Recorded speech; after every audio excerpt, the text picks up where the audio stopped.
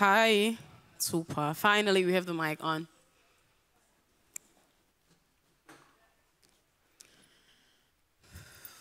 Okay. So I think everyone is now seated. Good evening, all.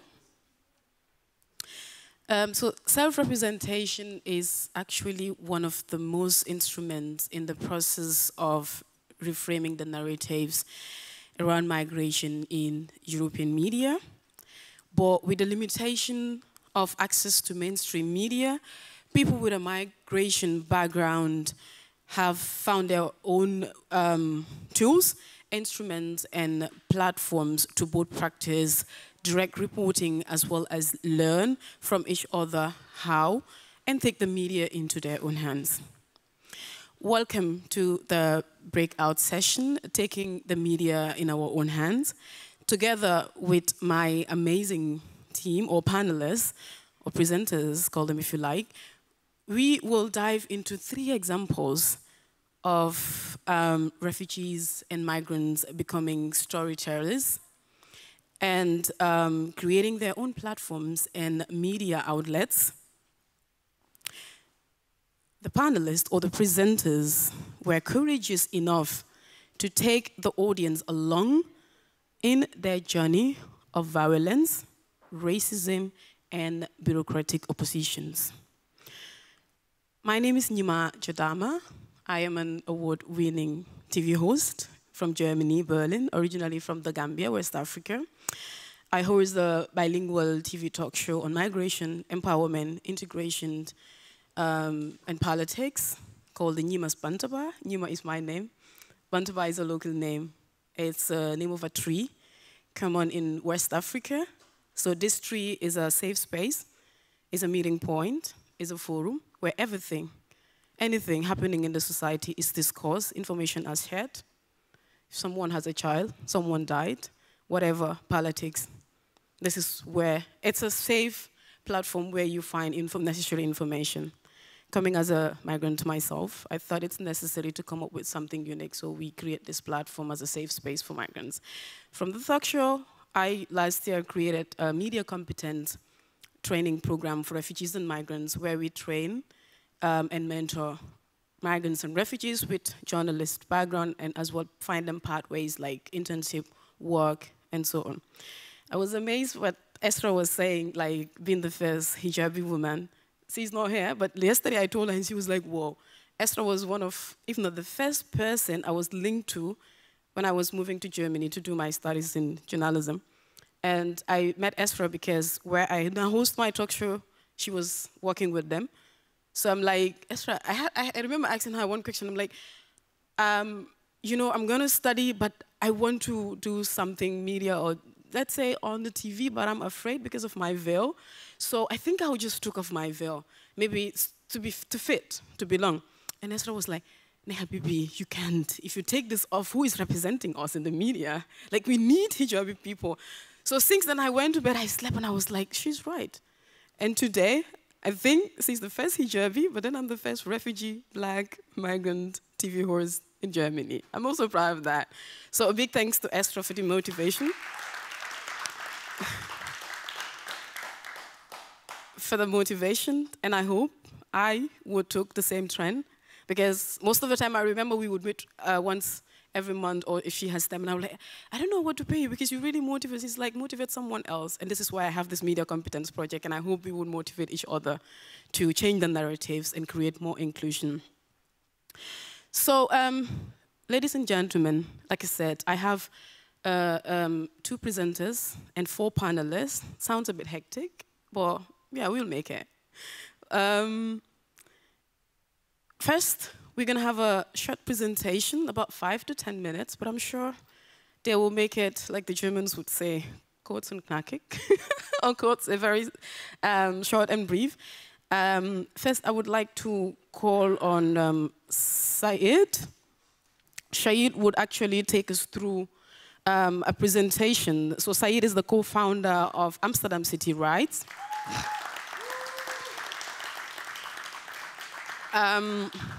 He is an Egyptian human rights activist working for human rights initiatives and a member of Together Against Racism. Syed, actually, it's going to present about his work that he did. He, very brave, smart, and intelligent to start documenting his journey, actually from Amsterdam. I realized he was arrested and detained at the detention center at the airport. So from there, he thought it necessary to document this journey. Today, he has made this in an iconic book, and he's going to present this journey to us. We're all looking forward to this presentation. Syed, you have the floor. Yeah, thanks. Yeah, thank you.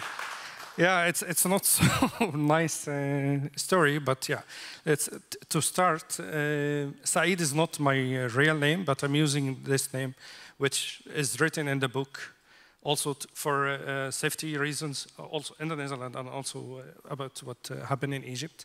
And yeah, to start, why did I leave? I left Egypt. Yeah, I'm waiting for the first. Yeah, so. The picture you see, why I left Egypt is because of this dictator who's sitting with, Prime Minister of the Netherlands, Sisi.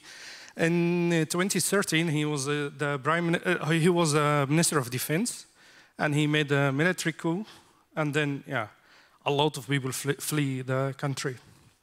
Until now, there's more than 60,000 political prisoners in Egypt. So this is to give why did I leave? I left Egypt. So because I'm always lucky, my destination was not to the Netherlands, but finally I'm here, and I'm happy that I'm here. But my destination was first to New Zealand, but on my way I got stuck in Johannesburg. I couldn't take the flight to New Zealand. And I was in a shock. I need to find a different destination. I cannot be in Johannesburg. Johannesburg is very scary, and I don't know anything there. So I opened my laptop to check what will be the next destination. So I saw a lot of direct flight in the same day, which is to Berlin, Paris, and Amsterdam. On that year, it was 2016. And there was some of terrorist attack in Paris and in Berlin. And Amsterdam there's nothing there. It's quiet.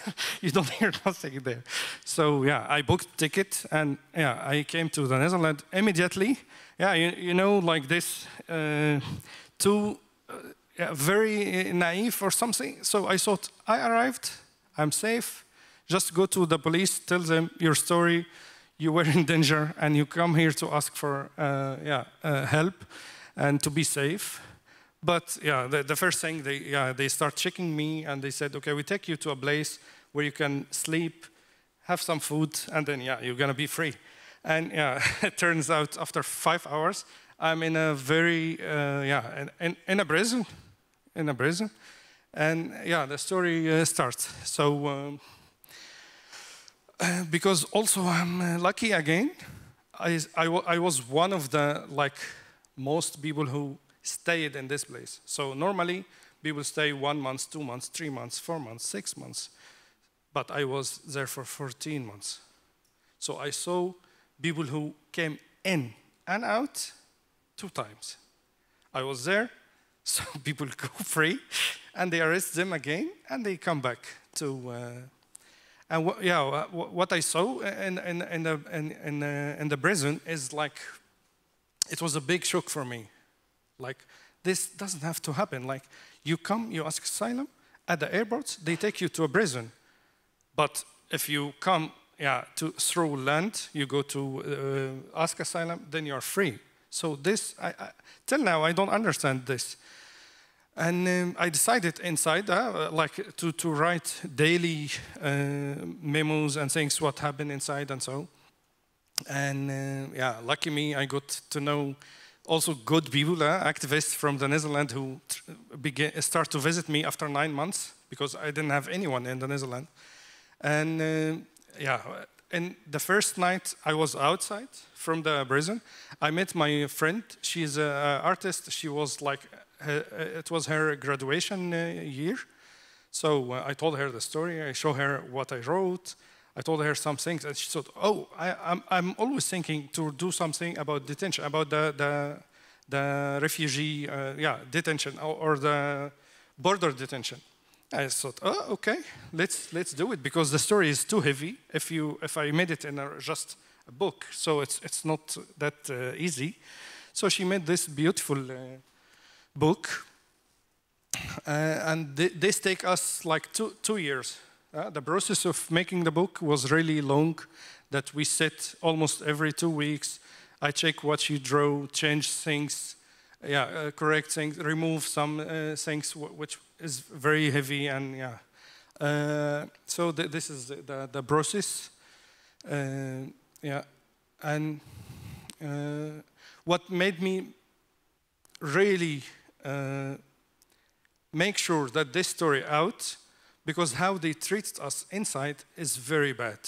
Like one of the most painful moments that I still remember till today, at the time, like they open the door in the morning at like 9 o'clock, they open, and at 9 in the evening, they close the doors.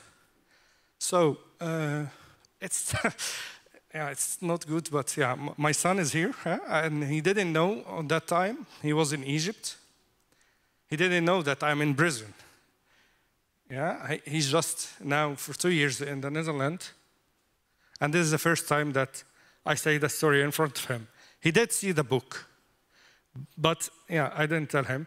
So people were enjoying looking at us. So when it's 5 minutes before 9, the people the guard, they walk around like this.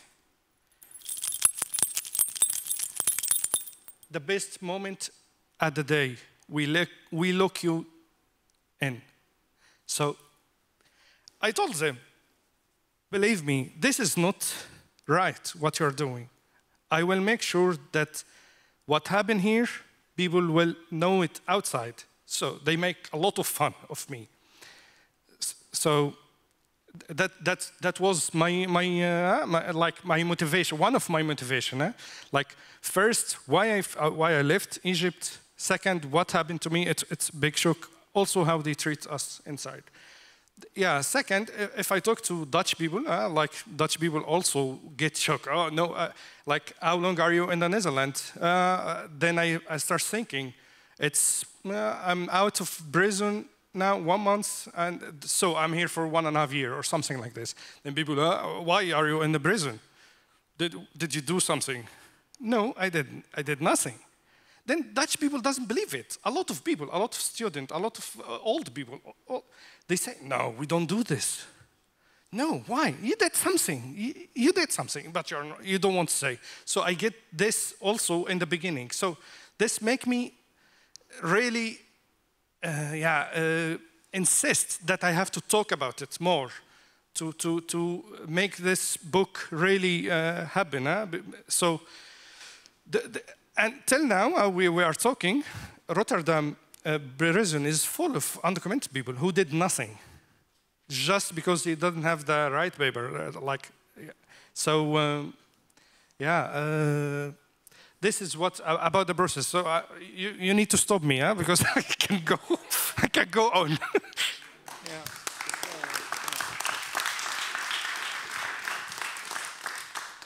That's amazing. Yeah, thanks. Can we give him a round of applause for his courage?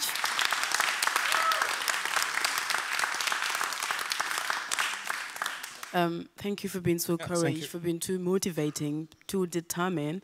Because, I mean, living in an asylum camp, it's something else. And all the time, all you think of is, how do I get out of here?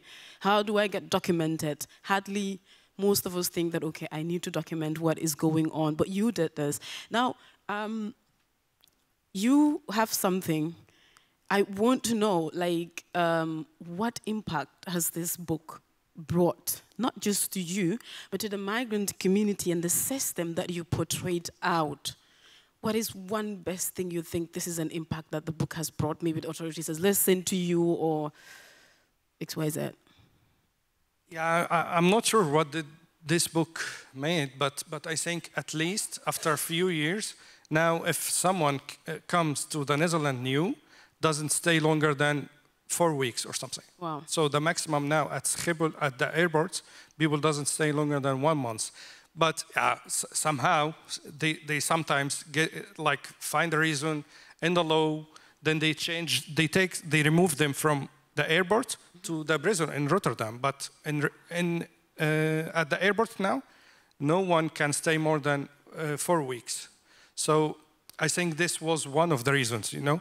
And also the book, while I was inside, I changed a lot of things inside, like a lot of the rules. One of the rules that the guards, very lazy people, they think, okay, we look these refugees, they know nothing, they doesn't know their rights, they don't, you know, they are scared of us. I was not scared. I was never scared from them. So I asked about the house rules, like the rules inside. What is this? Mm-hmm. And one of the rules, because we are not criminal, you have the right to be outside on air. I mean, yeah, it's always a very high wall that you can only see the sky, but at least they made it only 1 hour on the day. You can go outside only 1 hour. But I managed to change it to be all day open. Wow. So this one of, things.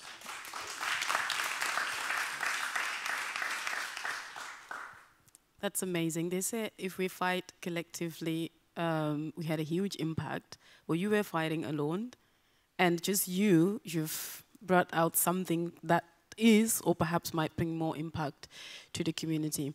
So I'm not going to take you long. I'll ask one more questions and maybe leave the rest of the audience. They might have questions as well. But you are a human rights activist and works with different human rights initiatives in Netherlands.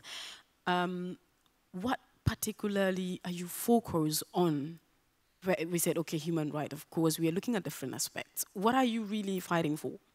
Yeah, I'm fighting for, to change the regime in Egypt, what's going on in Egypt. This is one of the main things that I'm fighting for.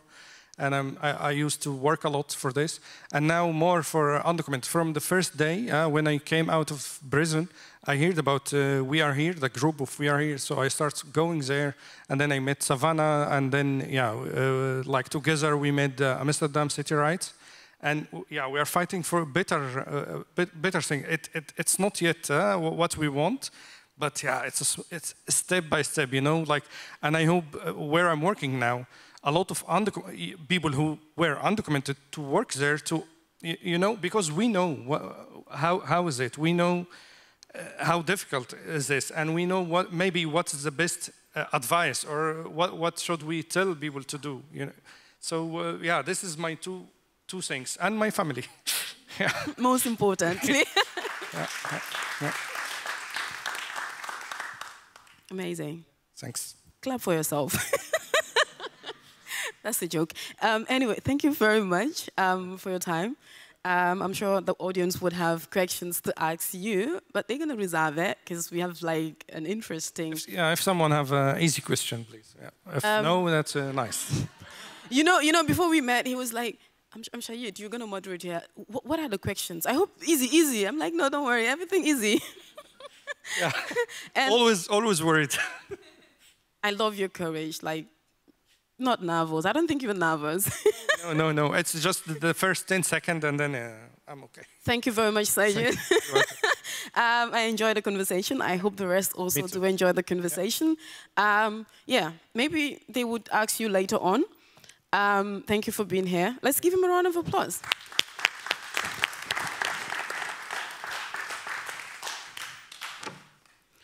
Well, media, it's broad. When we say media, we're like, okay, what type of media? Multimedia. It's actually broad, and this is why we're here, taking the media in our own hands. From the Netherlands to Poland. Something interesting is coming. So, in our midst, we have an award-winning journalist. I think she has one of the biggest awards in Poland is awarded to this lady. I I hope I pronounce your last name correctly. I was practicing, but I'm not sure. Let me put my glasses more on. So Paula Sveski is a journalist for Wysoki Obskasi. I am so sorry. You know, the thing is, my name and my surname, the Germans never pronounce it right. But I am never offended. I'm like, if you write it correctly, it's fine with me. The Germans would say Yima, and the Arab-speaking people would say Naima. So for me, it's fine. I'm sorry. Anyway, that's just a joke. Paula, so the Wysoki is a women's magazine affiliated with Gazeta Wyborcza, Poland's largest daily newspaper. She writes about women's rights and LGBTQI rights. In 2022, her feature article about transgender mothers was nominated for a Grand Prize Award, the country's most prestigious award in journalism. Most recently, she authored Siala Opse, a notification book about transgender people in Poland. Ladies and gentlemen, help me welcome Paula on stage. So, Paula would actually present her work with us as well, and might follow. You're free to choose. The whole stage is yours. Yeah, Paula, talk to us about your work. First of all, I'm not offended. Thank you. My name is Paula Szewczyk. I work in Wysokie Obcasy, which is part of Gazeta Wyborcza, just to be correct. Okay. Thank you for being here. I'm grateful I can be here and speak with you, speak to you. Thank you very much. You may want to talk to us about the work you do in Poland. I understand you will be doing a short presentation, and this will be followed by maybe 1 or 2 follow-up questions. I will skip the introduction because I think that all of us know what the Reframing Migrants in European Media project is. So I'm not gonna repeat all this thing, but what I can tell about my job, I personally, as a journalist of a feminist magazine, have been meeting for past 2 months with Ukrainian refugees living in Warsaw, with women who are telling not only about the beginning of the war and how they fled Ukraine, but also about the challenges they face in my country. I work in tandem, which is the most important part of the project, because it's not the work I do by myself. I work with Oksana Verkholiak. She is in my tandem, let's say. Yeah, that's the introduction I skipped.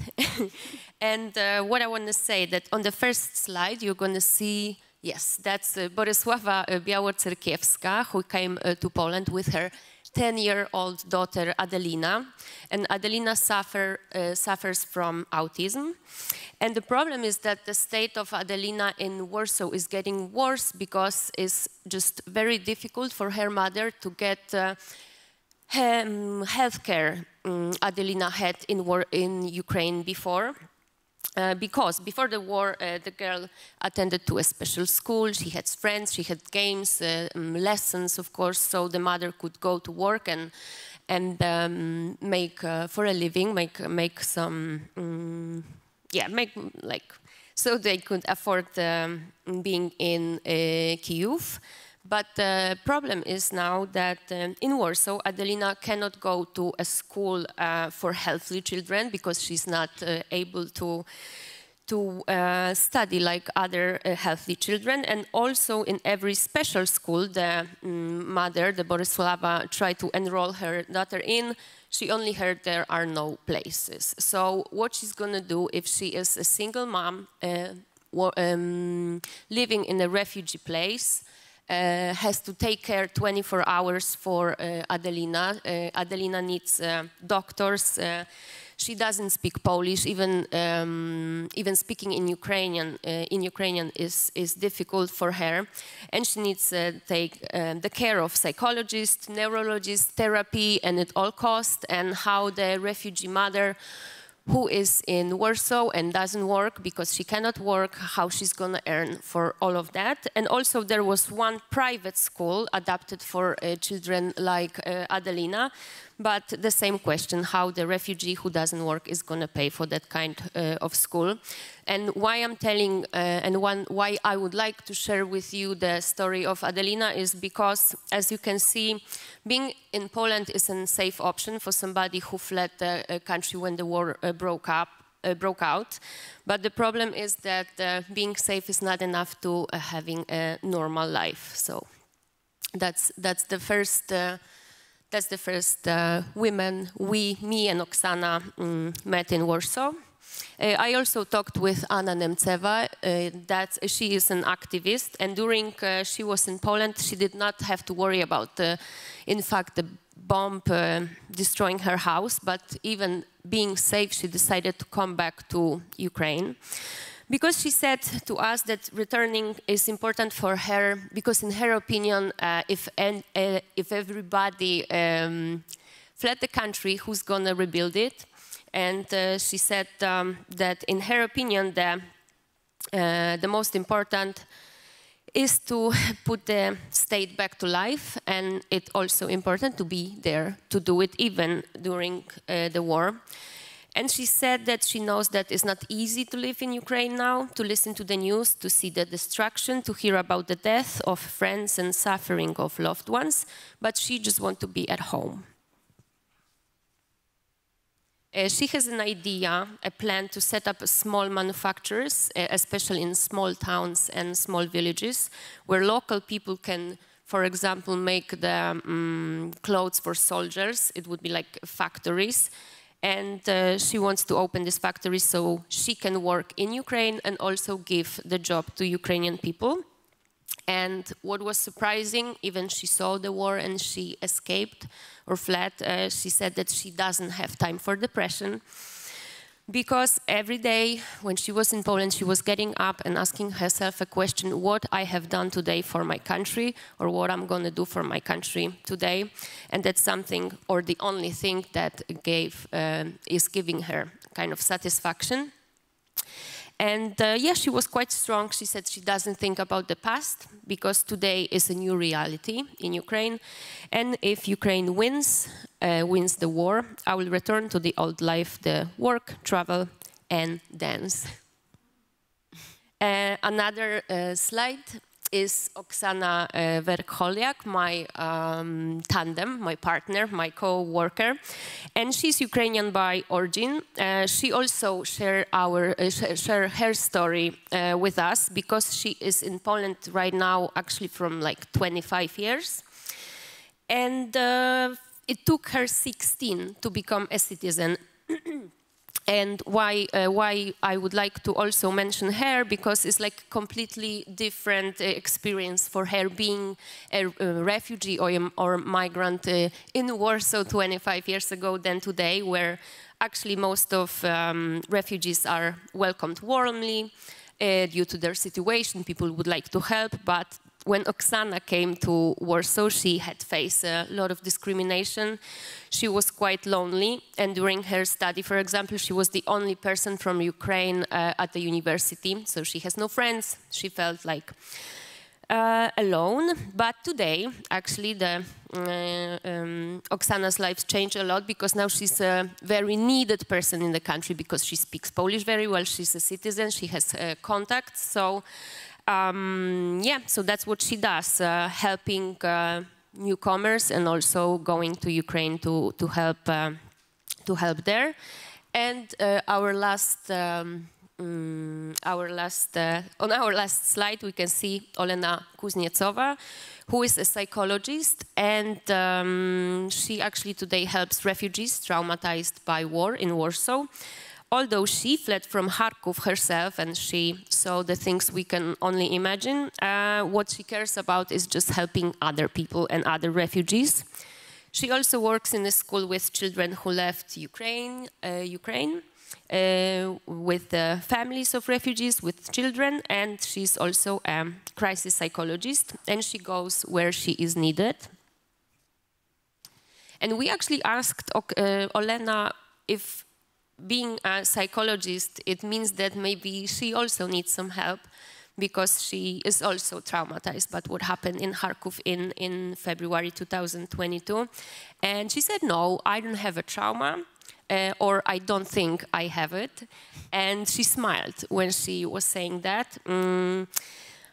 Yeah, but also in her opinion, what is happening today, it doesn't matter, because what matters is that moment right now, where she lives, the fact that she's in Warsaw, she's safe, her children go to school, and she has a job.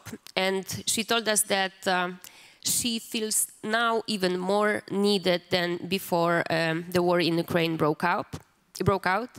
And yeah, she said that she appreciates more the value of her profession as a psychologist. I think we are running out of time. Sorry, I have to cut you a bit. Oh, I'm finishing. It's just the last sentence, yes. So, yeah, she feels valuable now more as a human being. And like she said, it maybe sounds funny, but she wakes up in the morning with the feeling that the world needs her. And that's something what I wish all of us. Wow.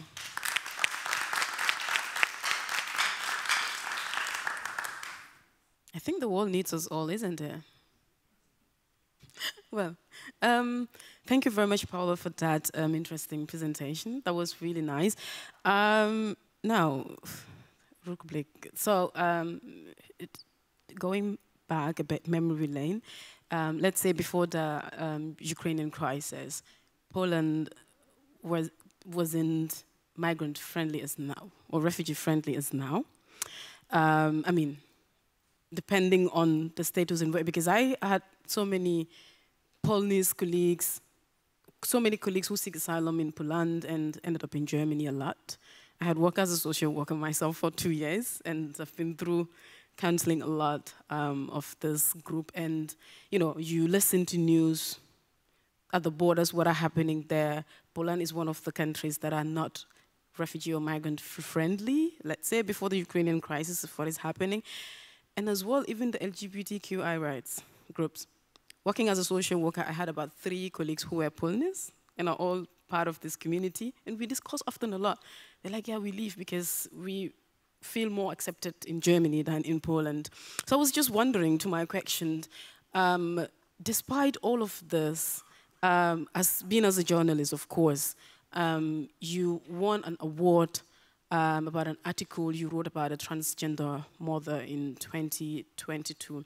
Now, my question is, how did you, what actually motivates you to look at, to look out for this community, and what impact has this brought to your work? A lot of things to say. And yeah, summarize it. Unfortunately, I don't have a good news. I mean, a good answer maybe, or good for my country, because, like you said, before the war, I don't think that we had this opinion as an open country for all refugees from the world. Actually, it was totally opposite. So now our government, who is really right wing, trying to tell the world how open we are since the war broke out. How like 2 or 3 million of people from Ukraine can live in Poland, but it's just like. It's just an excuse because, like you said, we know what is happening on the border with Belarus, where people actually in a terrible state and still dying in the forest, somewhere deep in forest. And it's just something what there is a group of people who don't agree with that. We're trying to change the situation, but it's like it looks like it's just not possible. So those situation with war for us is like a great excuse, but it's still very painful to be a Polish citizen sometimes. Like for me, I just feel ashamed. That's the first answer. And the second is that LGBT people has actually no representation in the media. So what I thought, maybe that's just something what I should do for now, before we give or we have this opportunity or space for LGBT people who can represent themselves. Before that, I thought maybe it would be just good to give them some space, at least through through our magazine, so they can have a voice. Yeah, apropos giving them space and representation within your news outlets, I was going to ask you, like, this has to do with the topic, taking media into our own hands. How is the situation of migrants, especially, let's say, migrants and refugee journalists, trying to create or get into the Polnese media space? Tell us something about I think it's just the beginning of the way. Like when I was listening you guys today, I was quite jealous that so many things are happening in our countries, but in Poland it's with a lot of courage and determination. Trust me, you don't want to know my struggles. Yeah, anyway, I don't know the journalist of color, for example, in Warsaw, not even one. Wow. I know one transgender journalist, but she's more like activist, so sometimes she writes, but in my newsroom, just white people speaking in Polish. Well, thank you very much, ladies and gentlemen. Sorry. I wish I could tell, you know, something more optimistic. No, that was really amazing. Thank you very much, Paula, for all your work. Congratulations once again and good luck. That's amazing. Yeah. So, like I said, we start with 2 presentations, and now I have 4 other people as panelists. All of these 4 people are doing amazing work that would definitely interest you, and each of them would also do a short presentation about their work, what they do, and then we'll have a conversation, and we'll open the floor for all of you in case you might have any question to ask. You know, I read their profiles and listened to some of them, and I'm like, wow, I'm amazed. And you thought, okay, what am I doing? Anyway, I'm not gonna bore all of you too much. First, I would like to welcome Sonia. Not reading her profile, but what she does. Sonia is a co-founder or co-director of Refocus Media.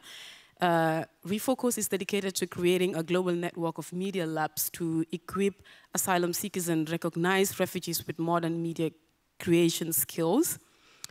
They provide a platform to showcase original work, share their stories, and pursue professional careers. Sonia, she's already seated. Thank you very much.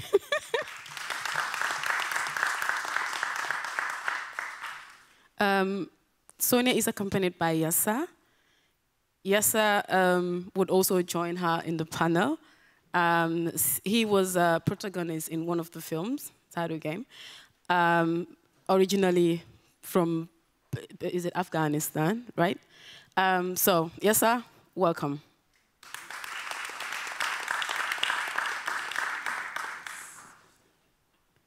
And to a very interesting personality, I just told him, he's like always smiling, you know, making sure that he's just, I would say, look happy.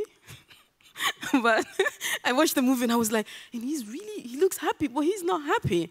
Like we would say, like as a refugee, I remember talking to my grandmother a lot on the phone and she'd be like, are you okay? I'm like, I know that I am sitting on top of an egg, it can break anytime. So I saw myself a lot in the movie. Sajid Khan, known to friends as SK, he's a first-time co-director and student in Antwerp, Belgium. He had just turned 15 when he fled his hometown, Afghanistan. His perilous journey to and through Europe took more than 2 years. He was one of the main characters in the multi-award-winning documentary Shadow Game, and one of the driving forces behind the accompanying impact campaign Protect Children on the Move. He spoke in the European Parliament, the Council of Europe, and the Croatian Parliament to raise awareness about the violation of refugee children's rights. He is now studying the Dutch language and is working on becoming a TikTok journalist. Interesting, right? Reporting on the life of refugee teenagers in Europe and Afghan diaspora. Ladies and gentlemen, help me welcome Syed on stage. And Syed is also accompanied by Efye. It's like, how do you say it? Ich vertraue mich nicht. I'm not comfortable to pronounce the last name because I'm sure it will be wrong. Anyway, I'll try it. Effie Blank-Wold studied history at the University of Amsterdam and has since developed into a journalistic Swiss Amy Knife. She writes articles and books, makes interactive projects, exhibitions, and documentary films. She is co-founder of a journalistic production agency, Prospector. Welcome, Eva.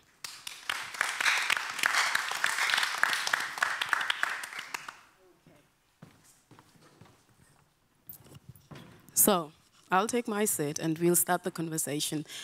We will first start with a presentation about your work. Try to make it a bit brief because we're really behind time and people are coming to this room for the conclusion. First, I'll start with Sonia. Tell us a bit about Refocus Media, what you do, and how you get to know Yasser. That's very important. We know each other from Lesbos. Yeah, he, as the tallest person on Lesbos, always attracts attention. And we met actually in our classes. Yasser was one of our graduates in 2020. He started in 2019. He went the whole way through our program and is now managing and is the lead teacher of our program on the Greek island of Lesbos. And what I would like to do, because I can talk about our program for hours, but what we would like to do is show you something that we are actually here to talk about, which is how we took media in our own hands with our students on Lesbos. We will show you a short teaser of something that is both a movie and a teaser for an exhibition that we prepared. Just heads up, we do not believe it's very triggering, but there are scenes from violent protests. So if some of you may have a history like this or history of living in camps and does not want to see it, then maybe you want to leave the room for 3 minutes and come back for the discussion. Okay? So just a warning, and we can maybe play the video.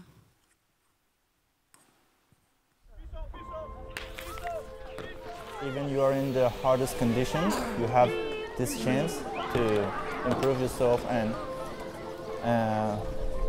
make your future better. The European Union as a whole needs to be determined and united.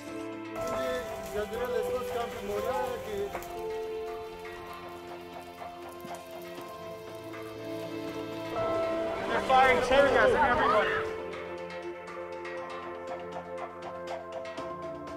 Audio cells, power banks, because there's no electricity available here, so we need to have power banks every day.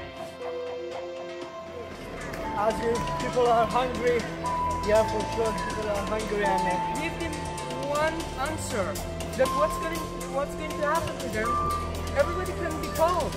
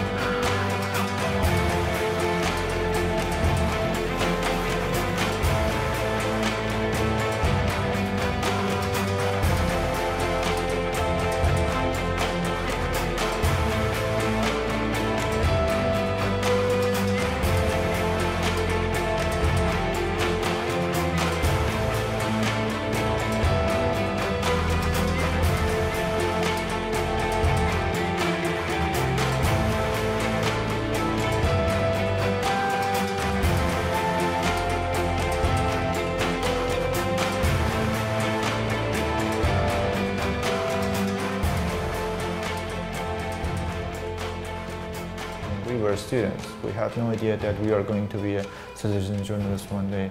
We were just coming to classes to learn new skills, just like the new students right now. And we were interested and motivated by taking photos every day, having a camera in our hands, and doing something that normally a person couldn't do in the island.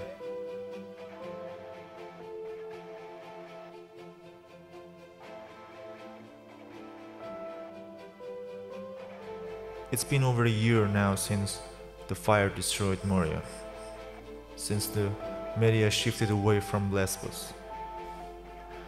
Our collective hope was that we wouldn't be forgotten all over again. But that's exactly what's happening.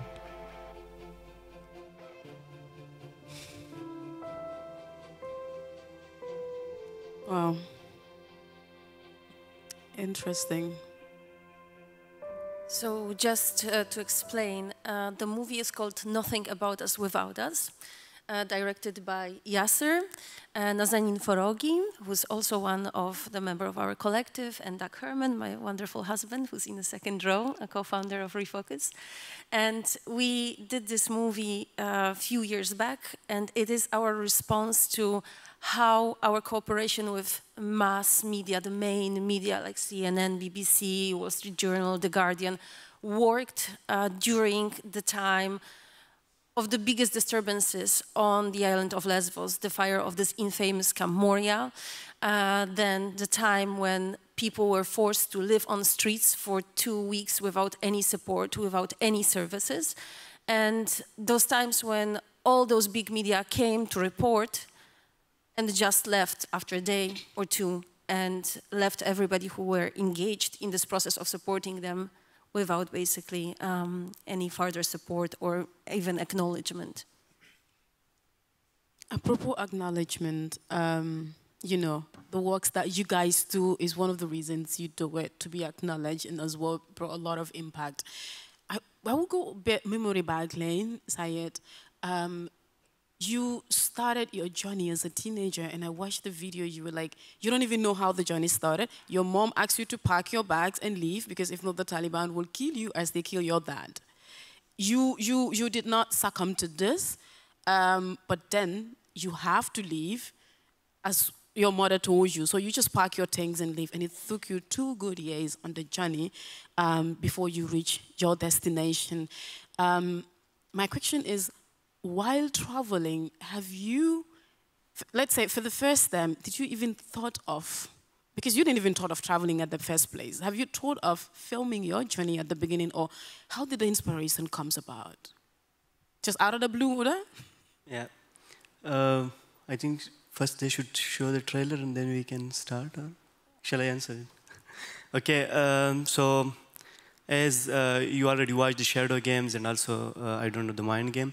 But in Shadow Games, I was stuck in Turkey. I arrived and then I tried several times to cross to Greece and to come to Thessaloniki. But 5 times I get pushed back by the Greek police. And then I made it to Greece, and then I met 2 amazing filmmakers. At first, 2 blonde ladies. They're telling me we are going to make a video or something, and I'm like 15 years old, and I'm looking like, who are you? Why you are just following me? Here is like more than 500 people, why me? And yeah, then we started, and then they explained me. Then I took a kind of permission from my elder brother, and he did talk to them. And yeah, then they explained me that why they are going to make the movie, because the Europe, they don't know how difficult it is for a teenager to save his life and to come to Europe.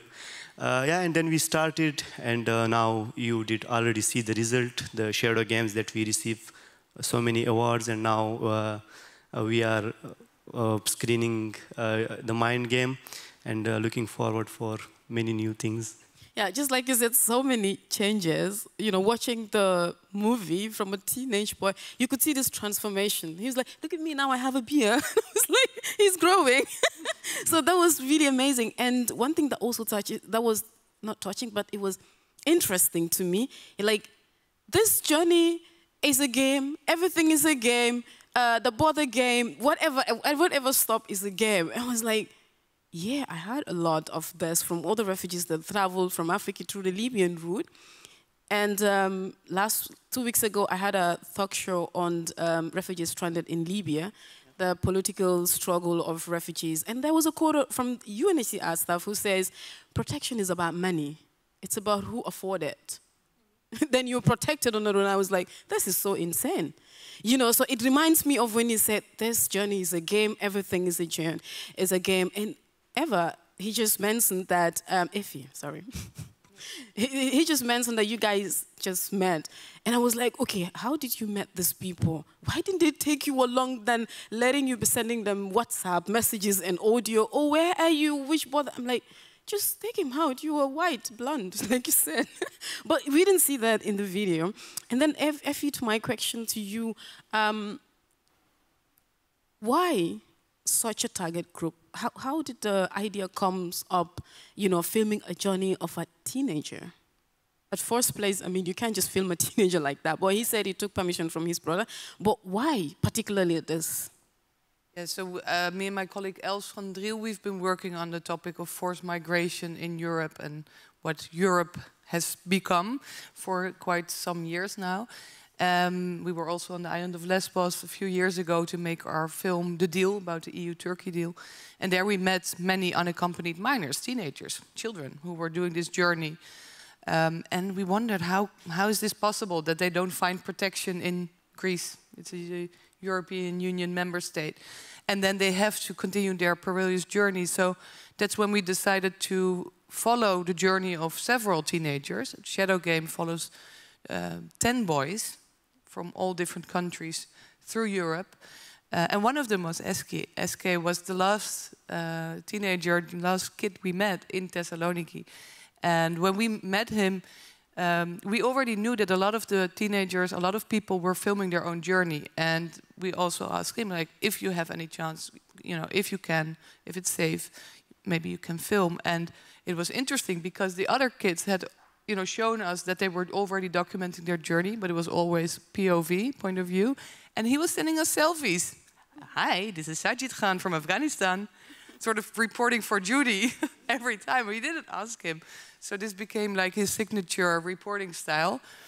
And what I think is amazing about our collaboration is when we met, he was a child. He was 15, and now he's sitting next to me as a young man and as not a protagonist of a documentary, but co-director of The Mind Game. Yeah.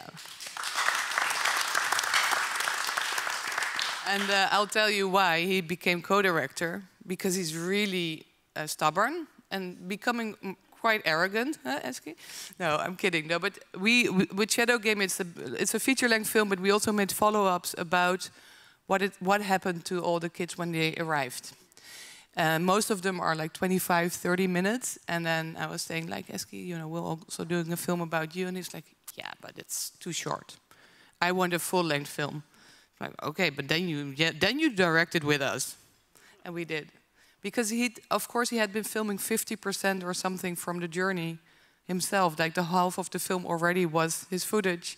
And he had really, really strong ideas about what he wanted to tell. So that's why The Mind Game is really a collaboration, full collaboration. Amazing. Thank you very much.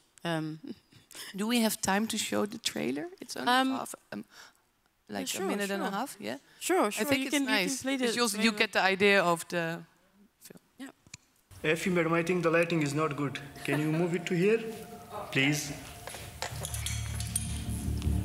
Rolling. Game. I will go on game every day, every time. If you want to go to Europe, you have to do many games. This is Hungry Skinner. Smuggler will come. We will sit silent like a mouse. No sleep. Now I am sitting under the bridge. I am like 14 years old. And now when I am looking at my picture, so I feel like how young I was that I fled my country. I never went somewhere alone. I was afraid. The police pushed me back on every border. I will make it. I am not worried about anything. This time I can make it. Hello guys, as you know, Sajid Khan from Afghanistan going for a game. It was, I can say, just a fake smile. It was a game on myself. See, police, shame. Every day, every time. Game. It's too much for me. They say that we have doubt on your age. Just wait and wait and wait.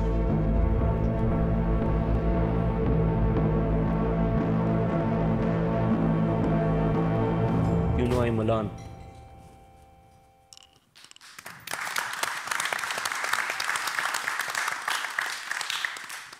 Wow, amazing. Game. I will just do my film promotion. So this Sunday we have screening here in Amsterdam. If any of you would like to watch it, so it's in Criteria. Yeah. Criterion, Film Theater Criterion. It's 7:15 in the evening, so please come. Yeah. And it will be in English subtitles, and we will be there. Yeah, for the Q&A. Sunday. Yeah. You see, the one of the qualities of a producer, they self-market. Where is the technical guy? You guys are going to be charged for this. Anyway, that was good to promote your film. I hope people will come out and support. Interesting. Yes, sir.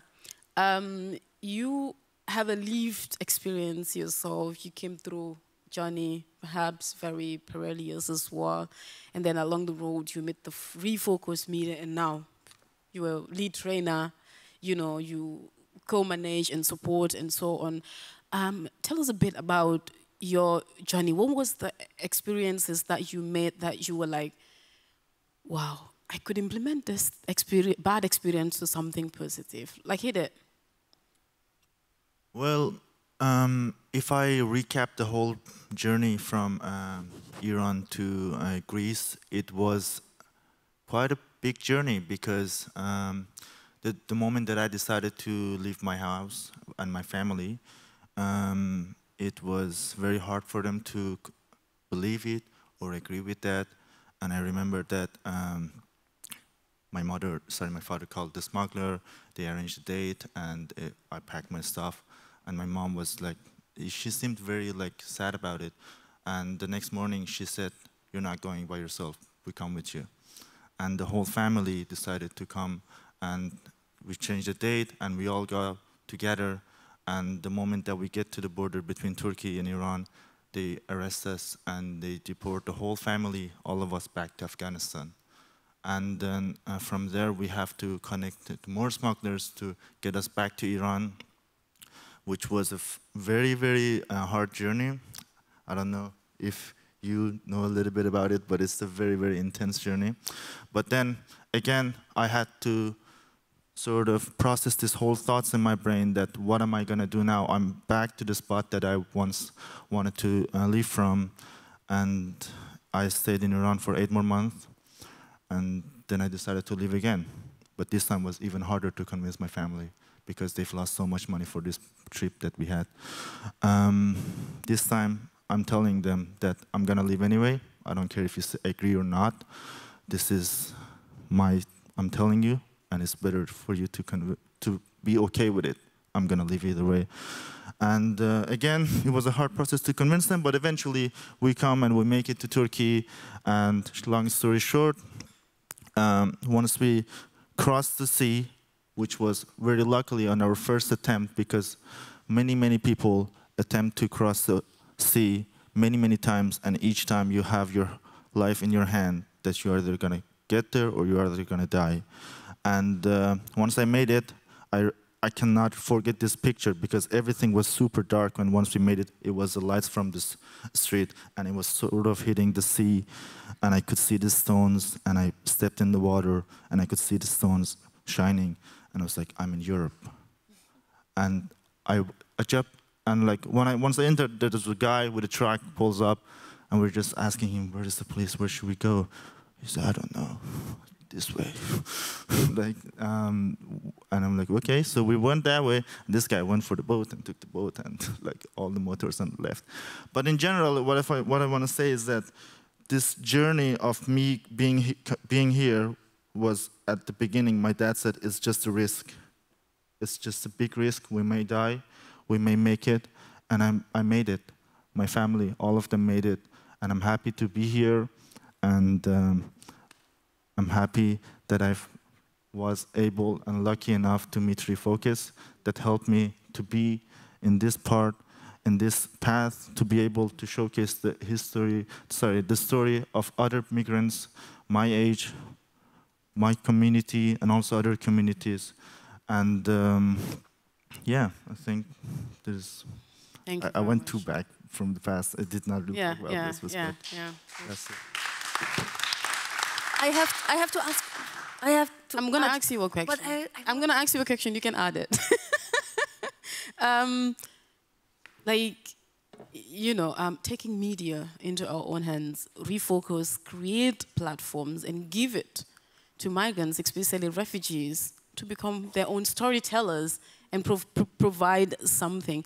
Why do you think storytelling, especially refugees and migrants, taking their own stories or media in their own hands is important for you to say, okay, we start, we fail, we're gonna start, but you guys are continuing? Well, if they're not gonna say it, then somebody else will tell it for them, and they will probably say it wrongly. It will be either very superficial, not deep enough, or they will just change things that are really important in those stories, right? But it's not only about media in sense of those traditional media newsroom. This is very, very important. But this is also about how you, as a person with refugee, with a migrant background, want to be seen, right? And Yasser, for example, has been a citizen journalist for a very long time. But what I wanted to add before, he's a fantastic DOP. And now, two of our students won a competition at Movies That Matter for their script to be made. And we asked them, so who will be your DOP? And it's like, obviously Yasser. Obviously, everybody wants Yasser, right? So just a heads up, somebody needs some extra gig. But yes, so Yasser, for example, just as several of our students, maybe doesn't necessarily want to report always on those issues that are so hard and really painful. Maybe they want to be seen as directors, as cinematographers, as photographers, right? With their name being just their name, without this extra refugee filmmaker, refugee director, and so on. That they just want to be seen as a creative person. And this is why they have to tell those stories, to get there, to show it in a right way, the proper way, truthful way. Yeah, we're used to this word, he who knows it feels it. So the best experience is the teacher himself or herself that portrays it. Effie, again to the issue of storytelling, in your own opinion, why do you think advocacy is actually important for migrants and refugees, especially when it comes to storytelling, taking the media into their own hands? Yeah, I think it's up to all of us to tell these stories, right? Like, I feel a responsibility as a European journalist to raise this issue of what is happening on our borders and in the European asylum systems. But I cannot tell his perspective, right? So to have his perspective, it's so important. Like, what is it like for a child, a teenage child, to undergo these unbelievable harsh consequences of our policy? And then something else, I mean, I also learned from Sajid Khan, because now, I mean, as he told me, like, documentary is great, but it's for old people. And he's saying, like, let's take this to TikTok. So it's interesting, and I don't know TikTok, I have no idea, I'm learning. He just showed me, like, one of our videos together took over 100,000 views. I apparently am famous on TikTok now. So, I mean, it's really interesting, like, how do we tell the story also to different communities there? Maybe that's not the people who watch documentaries on Dutch TV or in the art house cinemas, but we reach a different group. Eske has a platform, a TikTok in Pashto, with a lot of followers, and then we also started the English one. And now we were just discussing earlier this afternoon, how can we now take the next step to professionalize? He just started it himself. I'm like, okay, go for it, and then let's see. So it's interesting how, yeah, I get inspired by it, you know? And that's helping also in a way, like you were talking about advocacy. I think for me it starts with journalism, storytelling, documentary making, but I do think with this kind of journalism, you can activate people to do something. And that's what we do. Yeah, that's why we do it. Sayed, motivation. Like, through your journey, you were just documenting, and I'm like, and he's not even tired. Is he paid? what is motivating him, and he's just smiling. Game, game, game, game, game, you know, having fun with friends that you met along the journey and so on. And I was like, okay, this is interesting. What was, let's say, one particular thing that was really motivating to you, that was pushing you, like, don't give up, you can do it? What was, tell us. I think if you noticed in the trailer, I said that it's just a fake smile and I'm doing. But from inside, everybody knows how hard it is if you are coming illegally. And I think the motivation was just like if I was supposed to return to my country, so I was seeing like myself died. Or did, how can I say it? So I think only this was the thing that I was just pushing myself and to just save my life and to have a quite good life, a normal life. But now I have it and I'm really happy. Wow. Thank you very much. Sonia, we've seen a trailer that you guys put together, but then I'm interested to know specifically what types of stories or projects do you really target? Because we say taking the media into our own hands, it's broad. Like I said at the beginning, media is broad. It might be, I don't know, whatever type that one is interested to focus. What is your target or focus area? I would say that we are a pretty wide platform, so basically almost everything fits. Because as we said, we want to give voice, right? We want to create a platform for people to really express themselves, to tell their own stories, not stories that we come up with for them. For example, we have a podcast. I'm the host, but we have those like several people who are working on topics and they suggest, and then we discuss how to do it. So it's a more pure journalistic approach, and we had lots of journalistic pieces. But now many of our students are trying to show their stories through narrative stories. So, for example, right now a movie we will make called Stitches very soon, in 1 month, tells the story of an Afghan girl who had to go through many difficulties in Greece to finally find her way, and it's this very complicated story between the relations with her family and what she wants as an individual. And Zara, who wrote the script, decided that that cannot be, it's basically based on her life, but she doesn't want to say it as a documentary film. She wants to say it as a narrative. She feels like it will evoke more emotions, right? So many we have, Refocus has a lab in Athens, on Lesbos, and in Krakow, in Poland. So we have Ukrainian refugees, and almost all of them are just trying to tell the stories of war, right? So, yeah. We're very open, it's very inclusive, and we do not want to decide on neither the format nor the story. Amazing. Apropos stories and inclusion, Yasa, you, like the Nigerians would say, level don't change.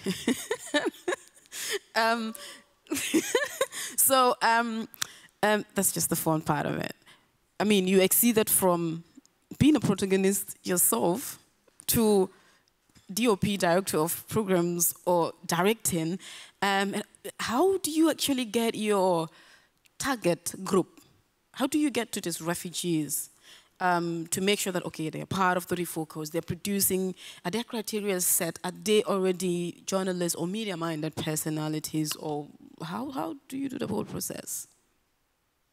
Well, I mean, the part being a DOP and being a citizen journalist are two different things for me.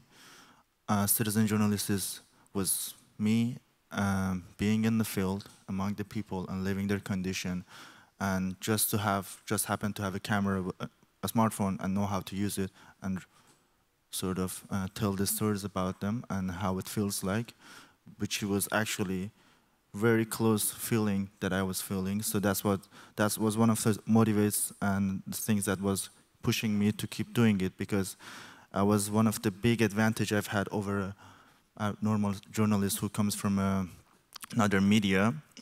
So my goal was to just try and showcase these emotions and this feeling that a person, an individual who lives in these conditions feels to other people. And for other people, maybe students or other refugees, it's not a big problem, it's not that hard. It's just somebody else who happens to be living in the condition that I used to be in. Mm-hmm. So I totally know how they feel, totally know how, what their conditions are. And since I used to be a student at the beginning and they want to become one too, it's a super easy process, and it's just like that. It's just like that. Just like that. Effie, if you should change just like that, one policy within the asylum system, or to advocate against this, what would this be? Sorry, the last part. If you to advocate against an asylum policy or bureaucratic system as a journalist, either to talk about, to advocate, or whatever you think might be doing, what would this be? What I would be advocating for, what we've been advocating for together, and that is protect children on the move. But I mean, basically, what we've been saying for the last few years is, Europe, please stick to your own treaties, your own rules, your own morality. That would be really great, instead of violating that every day. So that I would change that. I would change that Europe would stick to the rules. Shahid, what narrative would you change to make Europe a better Europe for asylum seekers, let's say? I think the same rights for all the refugees, not only for Ukrainians. Yeah. Because when I wanted to go to school, I just wasted my 4 months after being on my way for 2 years, and then 4 months I was just staying in a transit center, doing nothing, 16 years old boy, and because they doubt my age.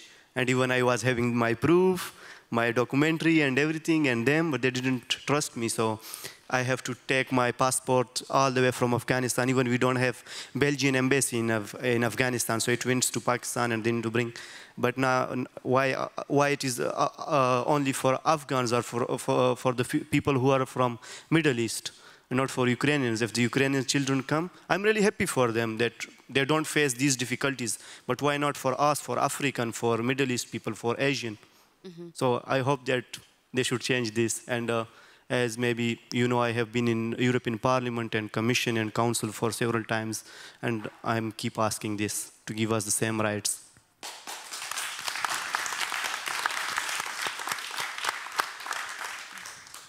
Sonia, what would you change in the system? Let's say the European context. Okay, so just to reveal, I used to use work the power of media. Yes, well, I used to work for the European Union, for the European Parliament, so I know how the system works, and I know you have to be realistic to change something. And what we're all advocating for, really people who work in this context, is very, very simple. It's just to obey the rules, obey international standards. Because we all, as a European community, we all pledge to actually support and implement those rules. And the reality we are in right now is that there are human rights and there are human rights. So there are human rights for Europeans here in this context, and there's something that is extremely basic for the rest of the people coming from the global south. And this is wrong. This is simply wrong and immoral. And this really needs to be changed. So EU, obey your own and international rules. EU, like they would tell asylum seekers, you just obey the rules and just go with the flow. This is even what most asylum seekers would say. Let's just go with the flow. Yes, sir. What would you change if you had the opportunity to? There's so much. There's really so much. One thing that is important to you, most. If I would say one, it has to be the one that really annoys me the most. It's pushbacks. Simply pushbacks. Here's the thing, if I may add one thing. We, as Europe, have to take responsibility for what we did in this world. And I'm very sorry for my language, but we fucked up many countries. And we actually have to take responsibility for it at some point and pay the price for it. And the price is not huge, because the price right now is to obey human rights and allow people to claim their humanitarian right of claiming asylum. That's it. This price is actually... They have to pay the price for this. I think this prize is also part of why we're here today. Thank you so very much. I'm not going to take your time again. I think we could take 1 or 2 questions, but before that, just to close. We need to close, so I'm also closing by saying thank you, and not just that. I am going home with few takeaways, and I hope you guys are also going away with few takeaways. What have I learned? A lot from this amazing panelists and presenters. One, representation, inclusion, diversity, pushbacks, policies, and taking the media more into our own hands. Thank you so very much for your time.